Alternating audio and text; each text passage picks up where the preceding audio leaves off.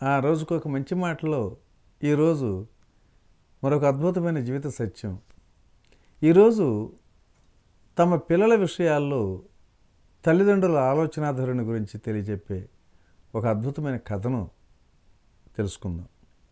విరిగిపోయిన ఈ బకెట్ తీసుకెళ్ళి పాత సామాన్ల వాడికి ఇచ్చేయి అంది రవి వాళ్ళ అమ్మ ప్లాస్టిక్ బకెట్ అందిస్తూ. 9వ తరగతి చదివే రవిలో తెలివి, సృజనాత్మక శాతం చాలా ఎక్కువ. ఆకుపచ్చ రంగున్న బకెట్ మీద రంగురంగుల్లో పువ్వులు కూడా ఉన్నాయి. విరిగిందే అయినా ఎంతో అందంగా కనిపిస్తుంది. దాన్ని పాత సామాన్ల వాడికి ఇవ్వటం రవికి నచ్చల. కాసేపు ఆలోచించాడు రవి. వాడికి ఒక ఆలోచన వచ్చింది. ఒక కత్తెర తీసుకొని బకెట్ అంచు నుండి విరిగిన భాగం వరకు క్రమపద్ధతిలో కత్తిరించి అడుగున ఒక రంధ్రం చేసి మట్టితో నింపాడు.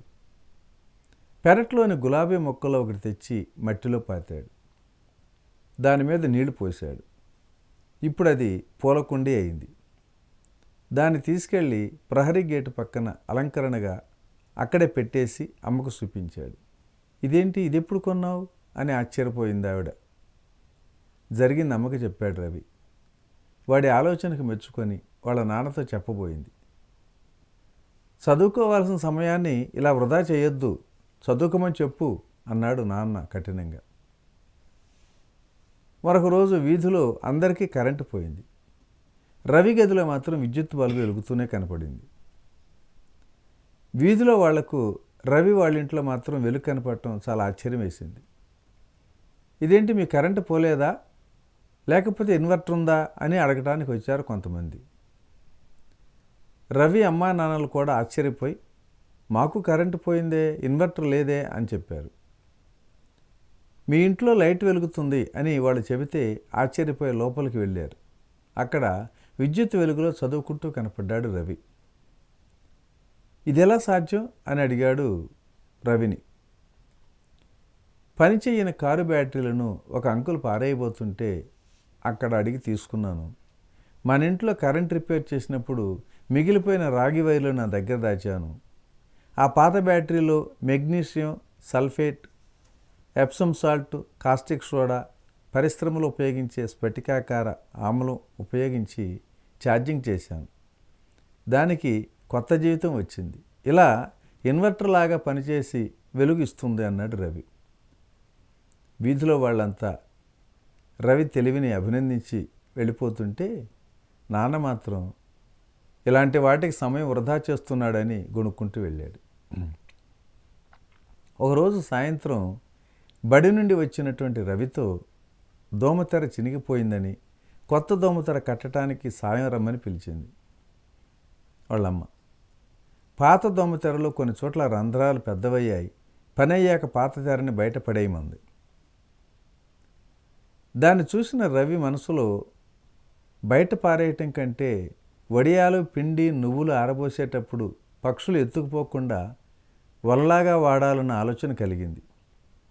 ఆ మాటే వాళ్ళ అమ్మకు చెప్పగా భలే ఆలోచన అంటూ మెచ్చుకుంది అమ్మ. సరిగ్గా అప్పుడే వాళ్ళ నాన్న ఇంట్లోకి వస్తూ ఈ మాటలను విన్నాడు. అదే పనిగా మెచ్చుకొని వాడిని పాడు చేయకు అని కసురుకుంటూ వెళ్ళాడు. రవి మీద వాళ్ళ నాన్నకు ప్రేమ ఉంది. ఇలాంటి పనులతో చదువుకు ఆటంకం వస్తుందేమో అని భయపడుతూ ఉంటాడు.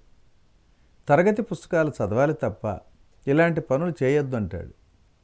ఏదైనా కొత్తగా ఆలోచించి రవి చెప్పగానే వాటిని మొగ్గలో నుంచే తుంచి పారేసేవాడైన. కొడుకుని ప్రోత్సహించాలి అని ఉన్నప్పటికీ భర్తకు ఎదురు చెప్పలేకపోయేది వాళ్ళమ్మ. ఒకరోజు ఉదయం కూరగాయల కోసం వెళ్ళినటువంటి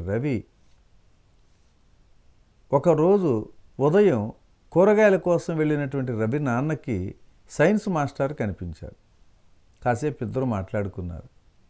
రవి తెలివిని, అతని యొక్క సృజనాత్మకతను మెచ్చుకుంటున్నాడు మాస్టర్.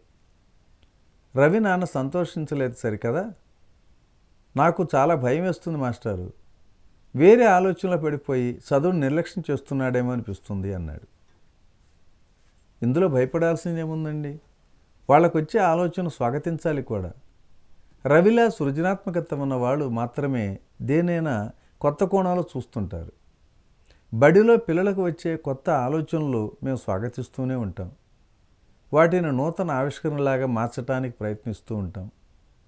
విజ్ఞాన ప్రదర్శనలు అప్పుడు ప్రదర్శిస్తూ ఉంటాం అన్నాడు మాస్టర్. రవి ఇంట్లో చేసిన పనుల గురించి మాస్టర్కి చెప్పి, వీటి వల్ల ఏం ప్రయోజనం ఉందండి అని అడిగాడు రవి నాన్న. అప్పుడు మాస్టారు, ఎన్నో ఏళ్ళు పిండి విసిరిన తిరగలి అరిగిపోతే కొందరు పారేస్తారు, మరికొందరు గార్డెన్లో మెట్లుగా వాడతారు. టీ కప్పు పగిలితే కొందరు పారేస్తారు, మరికొందరు బడ్వేజ్గా వాడతారు. ఇందులో డబ్బు ఎంత మిగిలిందన్నది ప్రశ్న కాదండి. కొత్త రూపంలో పాత వస్తువును చూసినప్పుడు కలిగే మానసిక ఆనందం వేరు. అందులో ఉన్న కొత్త కోణాన్ని, సృజనాత్మకతను చూస్తే ఆ పని ఎంతో గొప్పదని తప్పక అర్థమవుతుంది. రవిలో చురుకైన బుద్ధి ఉంది. తెలివిగా వేగంగా ఆలోచిస్తుంటాడు. అందువలన చదువుల్లో కూడా ముందుంటాడు తప్ప నష్టం ఏమీ జరగదు అన్నాడు మాస్టర్ గారు నమ్మకంగా. రవి నాన్నకు అంతవరకు ఉన్న అపోహలన్నీ వెంటనే తొలగిపోయాయి. రవిని చదువుకే పరిమితం చేయకుండా మిగతా విషయాల్లో కూడా ఎంతగానో ప్రోత్సహిస్తున్నాడు. తన మీద అమ్మా నాన్నలకు ఉన్న నమ్మకాన్ని నిలబెట్టుకున్నాడు రవి కూడా.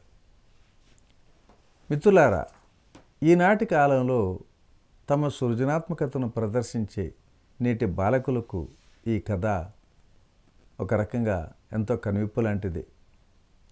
ఓకే ఫ్రెండ్స్, మరి ఈరోజు ఈ మంచి మాట ఇంతటితో ముగించుకుందాం. రేపటి రోజుని మరొక జీవిత సత్యం ద్వారా కలుసుకుందాం. Okay, thank you. ఇట్లు మీ రామిరెడ్డి, మానస సరోవరం.